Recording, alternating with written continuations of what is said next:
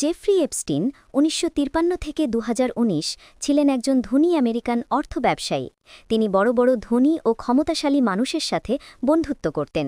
বাইরে থেকে তিনি একজন সফল ব্যবসায়ী মনে হলেও পরে তার বিরুদ্ধে গুরুতর অপরাধের অভিযোগ ওঠে। তিনি কি খারাপ কাজ করতেন? অভিযোগ অনুযায়ী, তদন্ত ও আদালতের অভিযোগ অনুযায়ী এপস্টিন অপ্রাপ্তবয়স্ক অর্থাৎ ১৮ বছরের কম মেয়েদের টাকার প্রলোভন দিতেন, তাদের তার বাড়ি, অফিস বা ব্যক্তিগত দ্বীপে নিয়ে যেতেন, সেখানে তাদের যৌন নির্যাতন করা হতো। কিছু ক্ষেত্রে অন্য প্রভাবশালী লোকদের সাথেও তাদের পরিচয় করিয়ে দেওয়া হতো।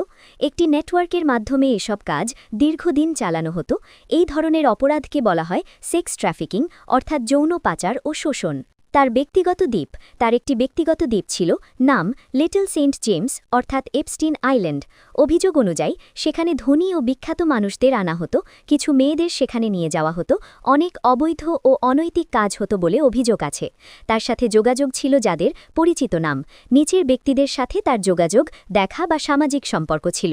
গুরুত্বপূর্ণ, সবার বিরুদ্ধে অপরাধ প্রমাণিত হয়নি।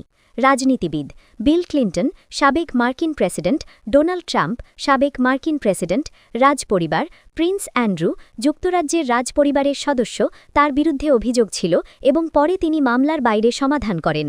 ব্যবসায়ী: বিল গেটস, মাইক্রোসফটের প্রতিষ্ঠাতা; লেসলি ওয়েক্সনার, বিলিয়নেয়ার ব্যবসায়ী। অন্যান্য পরিচিত ব্যক্তি: কিছু মডেল, কিছু ধনী ব্যবসায়ী, কিছু বিজ্ঞানী ও সামাজিক ব্যক্তিত্ব। সেখানে বাংলাদেশের কিছু সিনেমা অভিনয়কারীদের নাম এসেছে, এগুলা জানানো হবে পরের ভিডিওতে। প্রথম গ্রেপ্তার ২০০৮। ২০০৮ সালে প্রথম তাকে গ্রেপ্তার করা হয়, কিন্তু তিনি কম শাস্তি পান, প্রায় ১৩ মাস। অনেক মানুষ মনে করেন তার ক্ষমতাশালী পরিচিতদের কারণে তিনি কম শাস্তি পেয়েছিলেন। দ্বিতীয় গ্রেপ্তার ২০১৯। ২০১৯ সালে আবার তাকে সেক্স ট্রাফিকিং অভিযোগে গ্রেপ্তার করা হয়। এবার অভিযোগ ছিল আরও গুরুতর, তিনি জেলে ছিলেন এবং বিচার শুরু হওয়ার অপেক্ষায় ছিলেন। তার মৃত্যু অগস্ট ২০১৯ সালে তিনি জেলের ভেতরে মারা যান।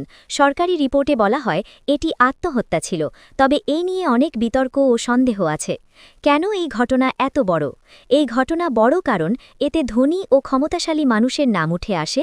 এটি দেখায় কিভাবে ক্ষমতা ব্যবহার করে কেউ অপরাধ লুকাতে পারে। বিশ্বজুড়ে শিশু সুরক্ষা নিয়ে নতুন আলোচনা শুরু হয়। সংক্ষেপে, জেফ্রি এপস্টিন ছিলেন একজন ধনী ব্যক্তি যিনি অপ্রাপ্তবয়স্ক মেয়েদের যৌন শোষণের অভিযোগে গ্রেপ্তার হন। তার সাথে অনেক প্রভাবশালী মানুষের যোগাযোগ ছিল। তিনি বিচার শুরু হওয়ার আগেই জেলে মারা যান এবং ঘটনাটি আজও বিশ্বজুড়ে আলোচিত। Bangladesh, India, Nepal, Malaysia, America আরও অনেক দেশের নাম আসবে বলে জানিয়েছেন আমেরিকান সাংবাদিক। বাংলাদেশের কিছু নায়িকাও নাকি সেই দ্বীপে ছিলেন। আমরা আপনাদের আপডেট খবর জানাব। বাংলাদেশ নিউজের সাথে থাকুন। বাংলাদেশ নিউজ।